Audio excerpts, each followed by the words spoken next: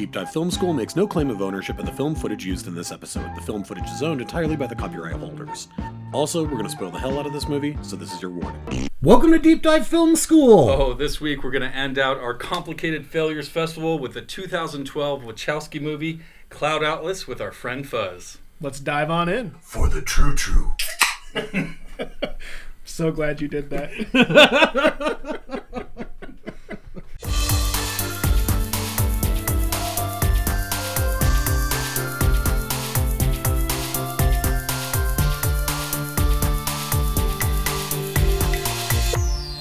Alright everybody, I am Adam Sherlock. And I'm Adam Pulcher. And we are joined today by our good friend. My name's Tyler Beck. These guys call me Fuzz. I am from 3 Films and a Podcast. 3 Films and a Podcast. I've been on their show a few times, and correct me if I'm wrong, but it's really, the podcast is all about the wonderful trilogy of 3 Men and a Baby. That's kind of how it started, right? And that's all you guys talk about is 3 Men and a Baby. Pretty much, and of course, yeah. 3 Men and a Little Lady. This is why I haven't been on. Okay, yeah. now I understand. It's a very specific niche podcast. Yeah, it's so niche. Wouldn't that be amazing? We're on episode 739. In minute 45. Yeah, minute by minute. It's not a ghost, it's a cutout of Ted Danson. There, I've solved the whole mystery. 1 hour per minute. Yep. Yeah. Yes, but old friends, been on the podcast back in the day, the A Damn Movie podcast days. He did Point Break with us, I believe. That's right. He's grown up a lot on then. Congratulations, sure Fuzz. Thanks, I did it. I got the gray in my Finally did it. You know, we get called the Podfathers on their podcast, so that's pretty good. Aww. No, you guys genuinely are a big inspiration for what we do. And in fact, also a reason why we waited so long, because we felt like we'd be, too much of a copy. It's like aping a style. Yeah, but then we decided we don't care. And if you want to fight us, you can fight us. There's lots of podcasts out there now. Podcasts. I don't think there's anybody's imitating anybody. Speaking of which, what's the name of our show? A Damn Movie podcast? No, it's not. It's Deep Dive Film School. Oh, that's right. We do festivals. Obviously, we're wrapping up a festival right now. We have one more punishment review that we will be adding into that in 2 weeks' time. But this is really the end of the festival proper. And you are right. It's surprisingly Tom Hanks heavy. I know. Well, we got Lady Killers. We did this movie. Yep. And then AI, Spielberg and Hanks are pretty close in relation. I don't know. He wasn't in AI, but... And we're also doing Welcome to Marwen, which is by Robert Zemeckis. With Castaway, you've got Hanks again. Yeah. That's what happens when you're like one of the world's most sought after actors. Yeah. And mentioning Lady Killers, I was thinking about that with this movie, not just because it's Hanks, but because it's people that you see a lot of, and they're obviously having fun. And so it's hard. It's like you need to critique movies, but when you're like, oh man, they got into all the prosthetics, and they're finally Tom Hanks is finally getting to do his Cockney accent. He got come on, man. It's fun to see people having fun, right? I mean, there's at least an element of that. But that can only save... In this movie? Yeah, that can only save so much of that entertainment where you're like, well, I've never seen that before. I can't deny that the cast here is having fun, probably. Sure, that's what... And I even read that this is one of Tom Hanks' one of his few films that he actually goes back and watches. Yes. And I'm wondering if it's because he has no idea what the fuck it's about. He said it changed his life. It changed his perspective on life. Wow. Interesting. Why? So something good did come of this. I mean, I guess. I don't know. Maybe. Depends. It's good, maybe it's bad. Yeah, maybe the perspective was life sucks. Maybe that's what happened. I don't know. I mean, according to Q, there's all sorts of things that Tom Hanks does. Oh, that's true. This is what led to all the baby eating. That's right. Yeah. Anyway, so Fuzz, could you? This is I not don't like where this is going. So this is not a question where it's like I'm asking you to do a nicety. I'm literally asking, could you describe the plot to Cloud Atlas? If you can, I got you. I mean, I can certainly give it a shot. Okay. It seems to be a series of stories that are all connected through different characters who are living different timelines throughout time. So they're the same general person in different times throughout history and how the stories interweave. Mm-hmm. I don't know if that's the plot necessarily or a description of what we watched, but to me, that's what I So what I saw. I pulled this, I think, from IMDb. It's an exploration of how the actions of individual lives impact one another in the past, present, and future, as one soul is shaped from a killer into a hero, and an act of kindness ripples across centuries to inspire revolution.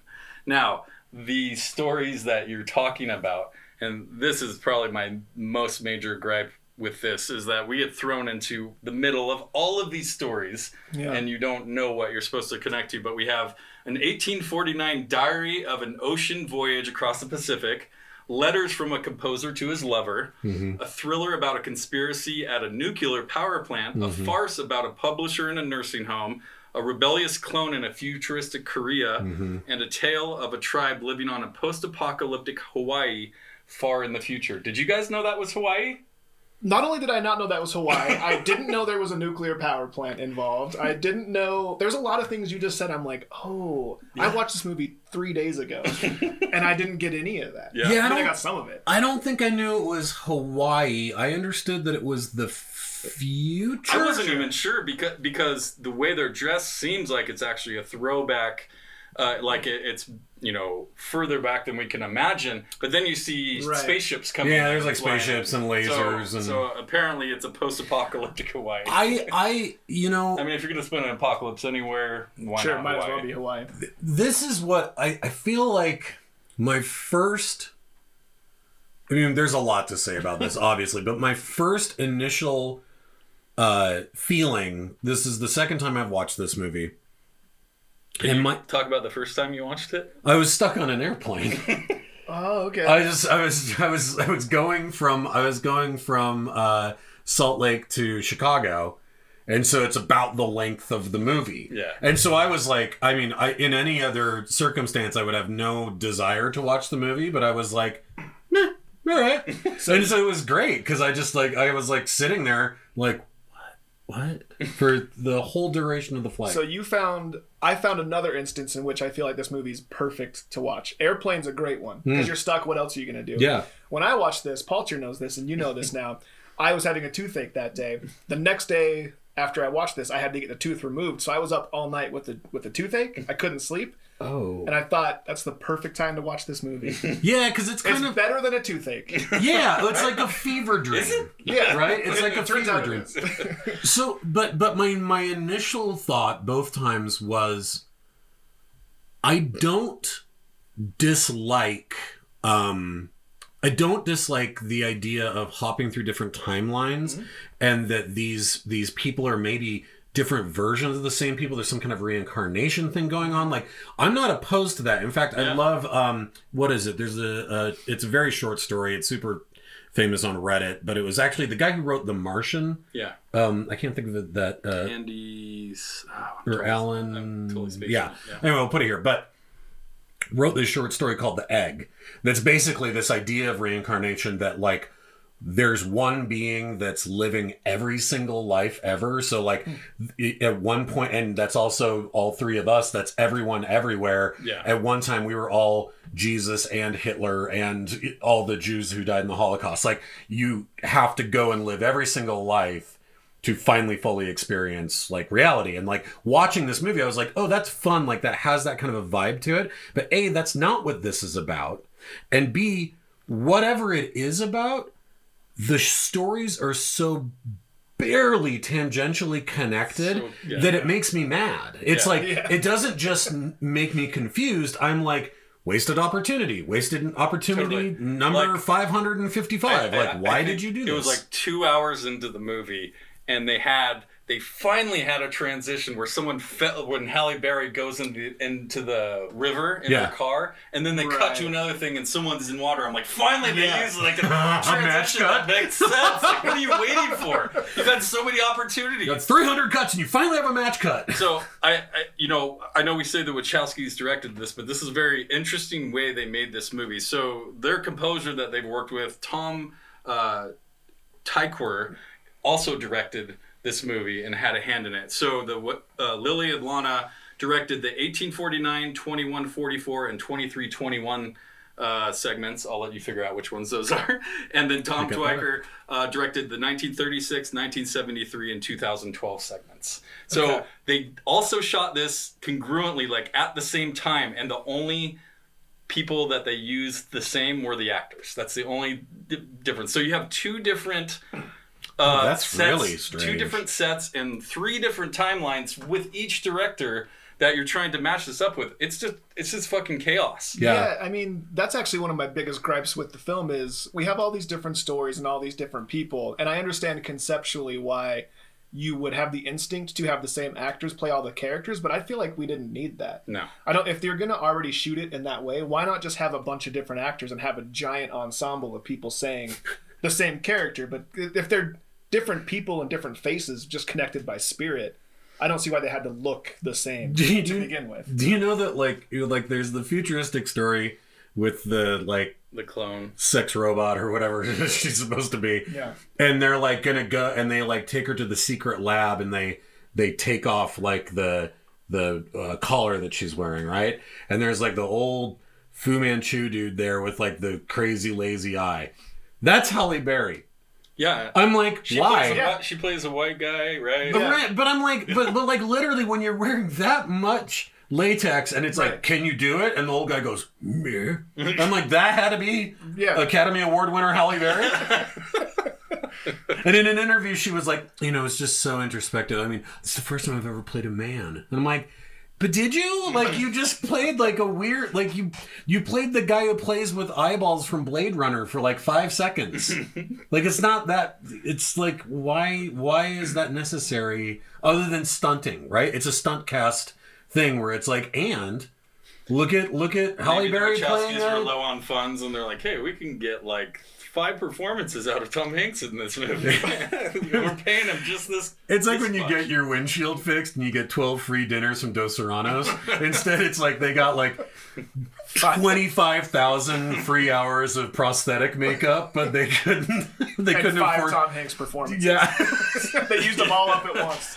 So the directors wanted the actors to think of their roles as a genetic strain rather than a series of individual parts with actions in one storyline affecting another.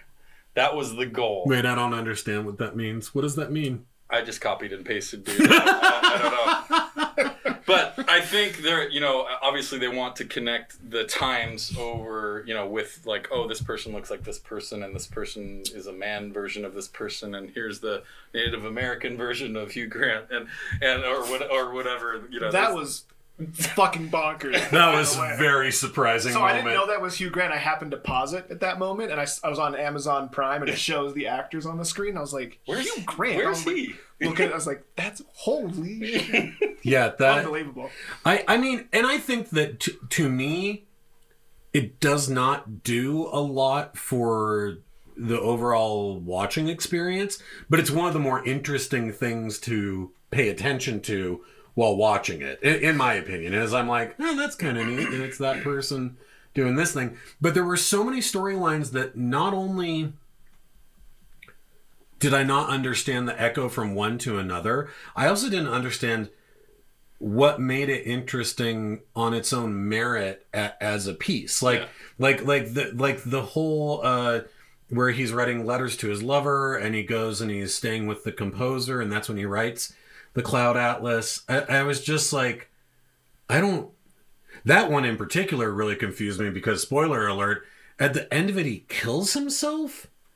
And I was honestly like, and then like, I'd watched it in like 3 sections. So by the time that he kills himself again, after the first sort of wraparound flashback, I went, oh, right. I remember that from earlier. And then I was like, why?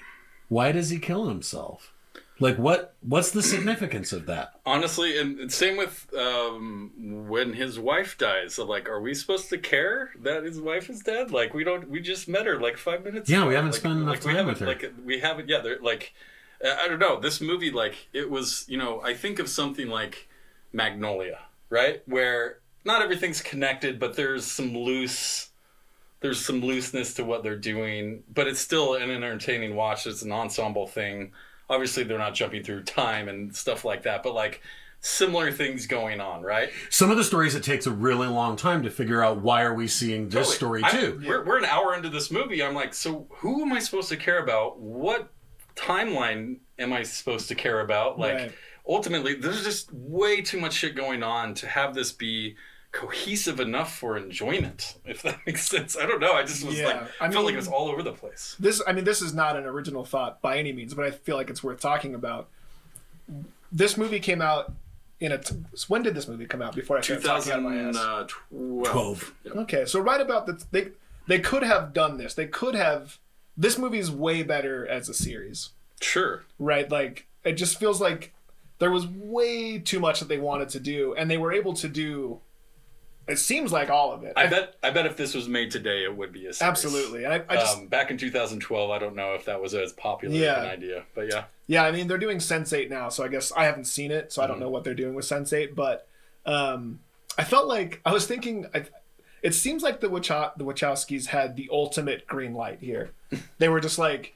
They're the league leaders in wouldn't it be cool if, and making movies out of that. Sure. And so this whole movie was just wouldn't it be fucking cool if this, and we're all connected, and Tom Hanks said the N-word and this and that, and, which was not cool, by the way. That really bummed me out. Yeah, that really pulled me out of it. I understood it for the story, but I was like, Tom Hanks can't. I did have a can't question about the racism in this movie, and why? If it was like trying to show the times, but like it was definitely a question I had. It definitely seemed like some people trying to push the limits for the sake of pushing the limits. And to me, to their credit, they've always done that with their movies, of course. And they've pioneered a lot of. But no one told them things. no this time. I feel like someone should have told them no a few times. Probably. Yeah, I mean, probably. Yeah, back in the Matrix days, they could have as well. You know, I mean, they don't make short movies, right? Mm-hmm. But like, I bet a normal person, you tell them you're going to show them Cloud Atlas and you put on Jupiter Ascending and they're like, oh yeah.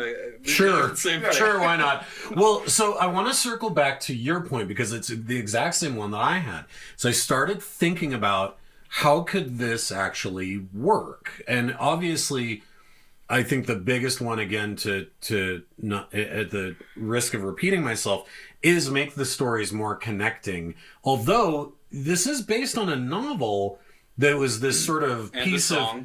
but it was this piece of like metafiction, right? That was written, for people who are familiar with the term, metafiction is really, if you think about something like World War Z, where it's like, it's one sort of event, but it's written from all these different people's perspectives, or a great old version of metafiction would be something like Call of Cthulhu, where it's like, it's one story, but this part is like a captain's diary, and this part is from newspaper clippings, and this part, right? It's like this created reality.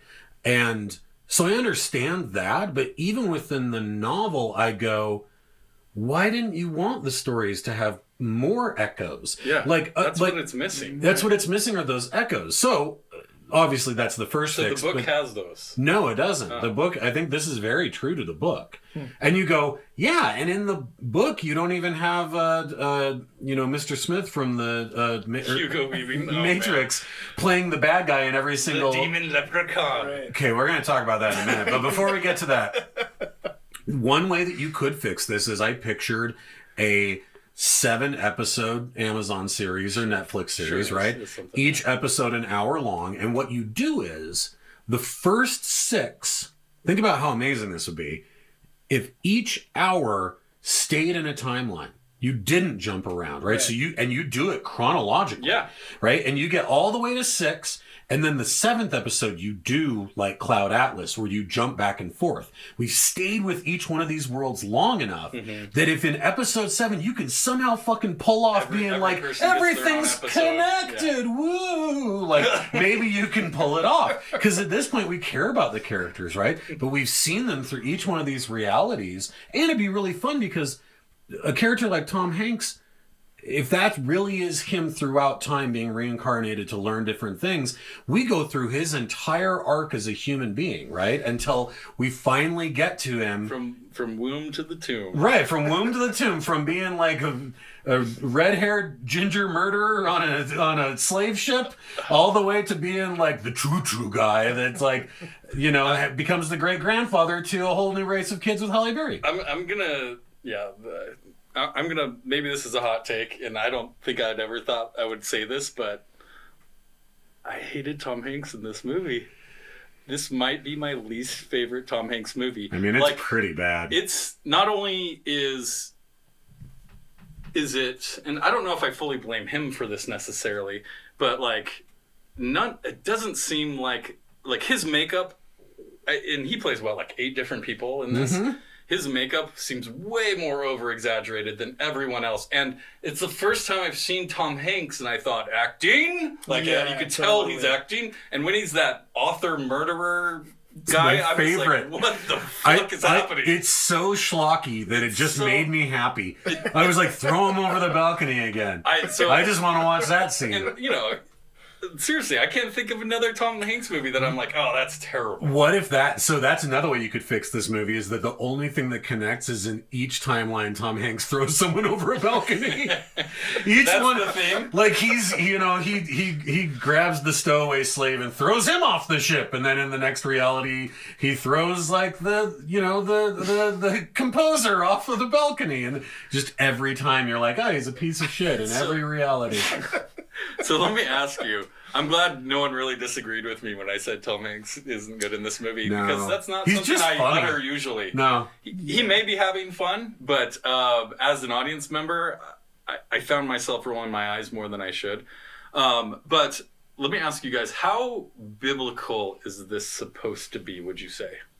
The worst person to ask that question. I could not care less about the Bible. Describe what you mean. What do you mean? Fine. I just mean like some of the kind of like what they're trying to say, and some of like I don't know. I mean, this is probably a lot of based around science, so maybe not. But I feel like some of the metaphors maybe are trying to poke at that stuff. I remember at one point someone says, if God created the world, how do we know what things can change and what remains sacred and unviable?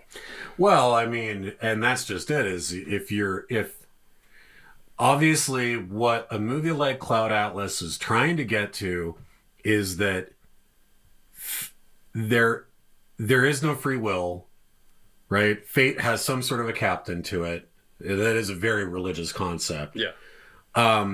Or this idea that I mean, if anything, I'd say it's a much more Taoist belief structure than it is Christian. I think this idea of... I guess I wasn't even necessarily thinking biblical, maybe more just how religious is it supposed to be. And I don't even necessarily mean... And I don't mean... I guess I would say if it was reincarnation, I'd say it's more Hindu. But the part that feels very Taoist is this idea of like that you have a structure that is built into you, into your nature. Your nature as Tyler is to act this one way. Mm-hmm. And then it might take millennia of you throwing publishers off of balconies before you learn that, like, hey, maybe that's a bad idea, right? No. It might not be until you get to the true. But all that being said, like, that is the part that gives me like the shit chills, like the real top down shit chills is in the true last 25 million years in the future, whatever. Oh man.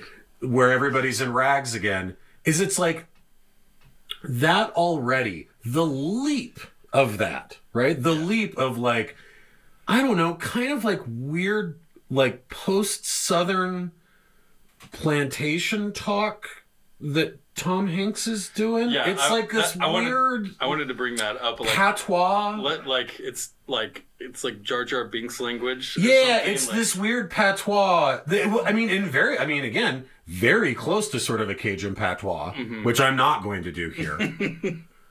Take me to that next place. It's not your time now. Make it time. You can't fool the way things got to be. But it has that feel to it, right? Where it is this like pigeoning language with dropped off vowels and letters, right? So that already is like silly. Wrap your brain around that schlock, and you're right? Like, wait, what did he say? And then if you're not already, if you're like, you just went to the dentist, you got a tooth pulled, right? They put all that shit in your mouth, and then they're like, we got a couple more things we want to put in there, and you're like, well, I can't eat anymore, right? So they've already stuffed all this bullshit into your mouth of like, and it's Tom Hanks and he's speaking patois, right? And it's Hawaii. So they've already done all that. And then they're like, and there's a gremlin in a top hat only he can see. And you're like, no. Too much, Wachowski's. Hey, you no more. Down. You Someone stop should that. have said no. Bad director. Somebody should have said no, because I'm just like, at that point, I was like, do one or the other, right?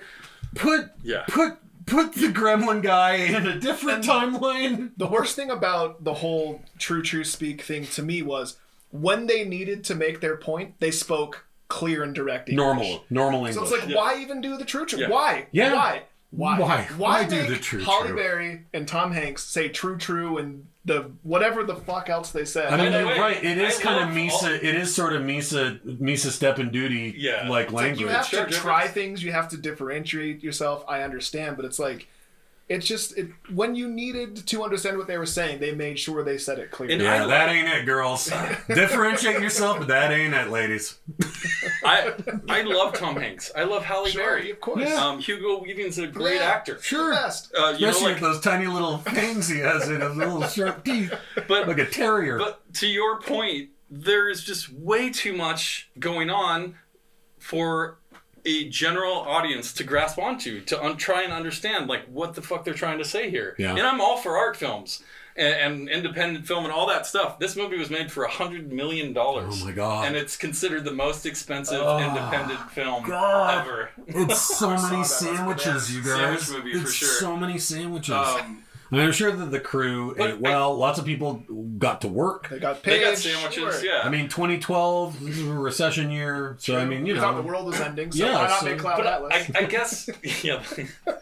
I guess smoke I'm 'em if you just got like, 'em, everybody. Do I need a family tree to watch this movie? Because I shouldn't. Right. And Here's you the guys thing. are making it way too confusing for me to grasp onto any semblance of a story or something to care about. So here's the thing: as a fan of great big doorstop size books, I love guys like Gabriel Garcia Marquez. I love 100 Years of Solitude, and I did have to draw.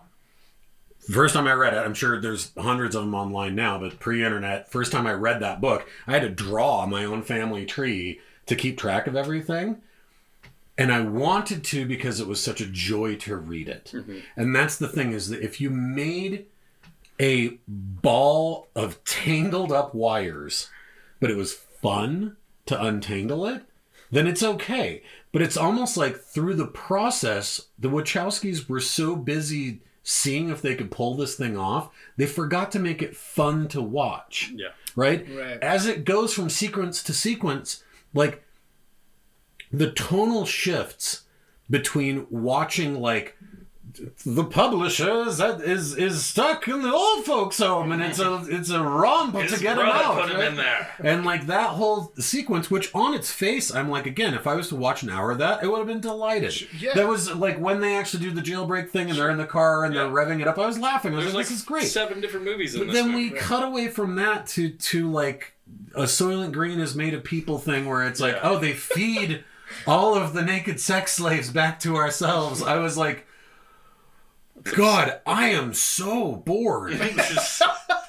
It's true. I am so bored. For a movie that's about everything and everyone is connected, guess what you forgot to connect your audience to the Right. movie? Whoops. Everyone but you. Everyone but me is connected. I missed out. Different And it's life. such a bummer because so I was expecting to just fucking hate this movie. I went in with it having like okay, maybe, you know, I think the first time I watched it I fell asleep and I was like, okay, I didn't see the whole thing, I'm gonna go in this with an open mind. Right. Well, was watching it, I'm like, I kind of like this, but it was just like a roller coaster, right? It kept spiking up and down. It's like, I kind of like this, and I would forget I was watching it for 20 minutes, and then something would hook me. I'm like, I kind of like this. So in the end, the review I wrote was like, yeah, I kind of liked it, but I'll never watch it again. $100 million film. I kind of like it, yeah. Okay. Yeah. Because like, there's a lot Good of for a fun plane things ride. to watch. I don't Better than a 2000. like sex slavery, but I liked that story. I liked The that futuristic world. of, I liked what they were. Yeah, I liked all that stuff. Yeah. I liked the Sony publisher 451. thing. Right. Yeah. I didn't like the churches. There was a lot of stuff that I did like. I liked the ship passage storyline. Yeah. But it's just like... It looks awesome. It looks like, great. The Wachowskis are always good at making stuff look good. But, like, I'm no stranger to defending shitty Wachowski movies because I just went on your podcast to defend Speed Racer. So it's not like that fucking movie. But I'm just saying, like, it's, seeing, what they've done. You got Bound, all the Matrix, Speed Racer, and then this. That's their filmography, right? And so you're just kind of wondering, like who has the reins here? And it's not like they haven't, like, I'm trying to think of the best way to put it, but it's not like they haven't done their job and put their mark in film history. Like, Matrix is a genre-defining film, Completely. right? Changes it, but era-defining. We're fighting in this Sony 451 thing, and I'm like, wait, so they're rebellious because she has an opinion? Like, it frustrated me more than anything. The really clunky. I mean, when this felt so ham-fisted in that Sony 584-21 sequence. That she, this is so ham-fisted that even just saying out loud is going to make me angry. The publisher storyline,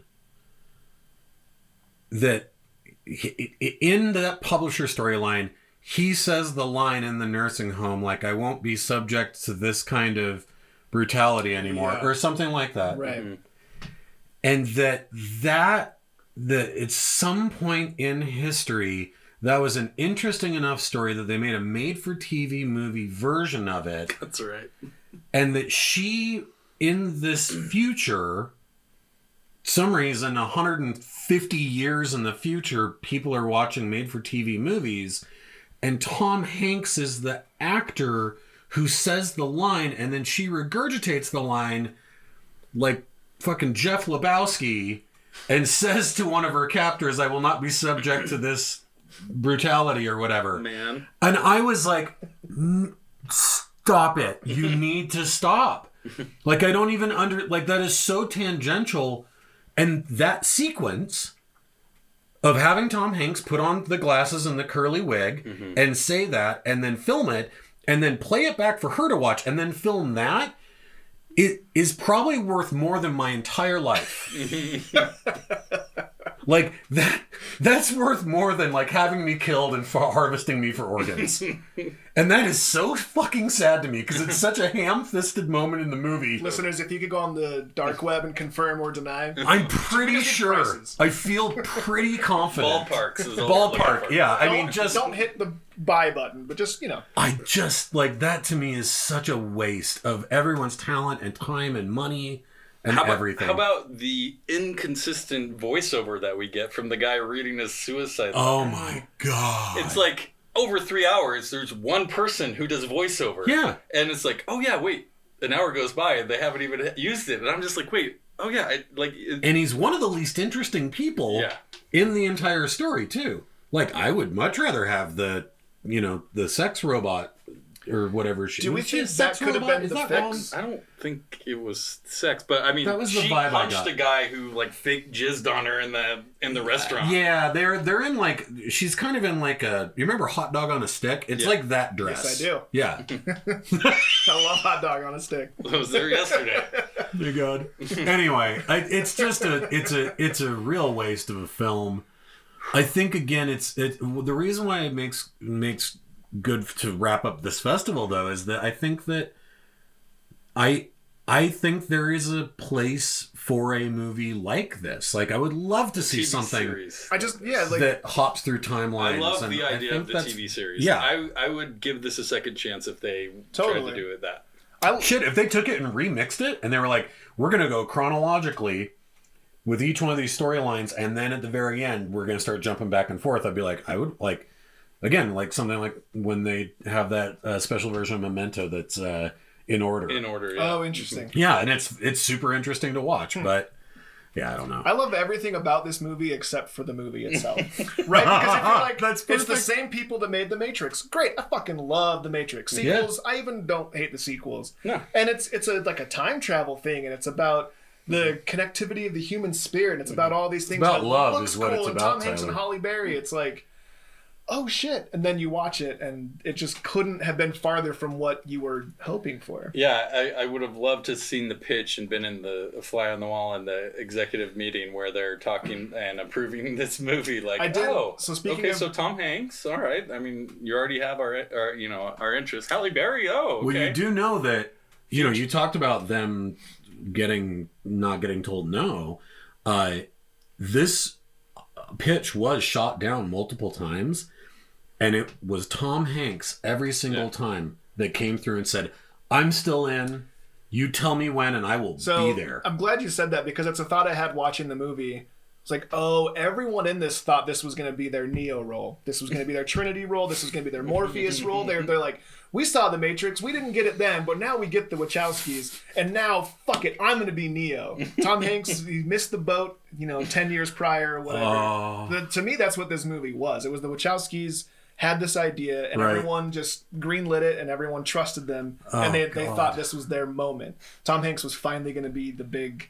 That would have been sci-fi star. That would have been amazing, is if there was in one timeline, Tom Hanks shows up, and he's got his like floppy wig on and his like leather duster with his like dual machine guns. You're like, why not throw it in? Hell It yes. couldn't have been any worse. No. Running up walls. Yeah. Oh I'm here god. for it. Yeah, I would be there for Almost 3-hour movie. Well, and What it a- feels it. that. What a waste. If you're ever stuck on a plane or with a toothache, This is the throw movie on for you. Cloud Atlas. Final thought.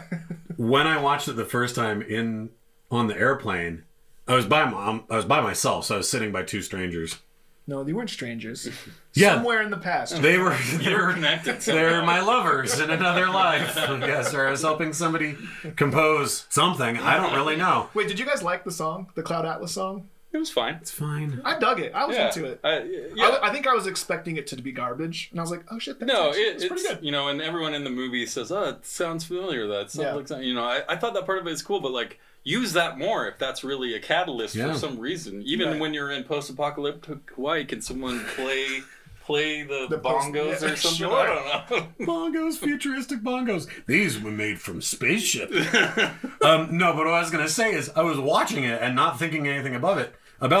And in like the noir 1970s storyline, Tom Hanks' airplane fucking blows up. That's right. Like dramatically. And I was sitting like with my laptop and I was like, oh fuck. And I like shut it and like looked. And the lady sitting next to me was kind of like, and I was like, oh, it's just a movie. Tom Hanks. I don't know. Yes, it's Tom Hanks died on it. Tom Hanks just. He seemed like an important Don't worry, guy. it's- No one's going to try to blow me up. Anyway. All right. Well, that is the end of the Complicated Failures Festival. Fascinating festival, though. Yes. Really is, especially looking at these traditionally great directors and kind of maybe where they had a pause in judgment. I don't know. It's pretty I like interesting. to say hubris. Hubris, The great. level of hubris. They Several- flew too close to the sun. Far too close. Yeah, Yes. well, I think we can all agree on that. So, all right, thanks very much. We will have a That One Scene next week with, are we doing Blair Witch or are Yep, we doing Swingers? We're doing Blair Witch. All right, Blair Witch is next week, and then we're going to end out the festival with a punishment review of Welcome to Marwin. Oh no. Yeah, it'll be interesting. Please like and subscribe, tune Yes. in, listen on all the podcasts, all that stuff. Fuzz, anything you want to pitch about 3 films in a pod? If you guys liked this show and you're all about film exploration, much like I am, I think you'll dig our show. It's a similar format. Absolutely. I stole it directly from these two. Oh, On a shucks. personal note, it's an honor to be back. It's been a long time. Yeah. You guys are genuinely the inspiration for what we do. So it means a lot for me to be here, and Absolutely. I really appreciate it. And like and subscribe to these guys first, and then 3 Films in a Podcast anywhere you're listening or watching this. Yes. Thanks for coming on. Yeah, I appreciate Yeah, it. thank you. Thanks, Fuzz. We'll see you later. Bye, you guys.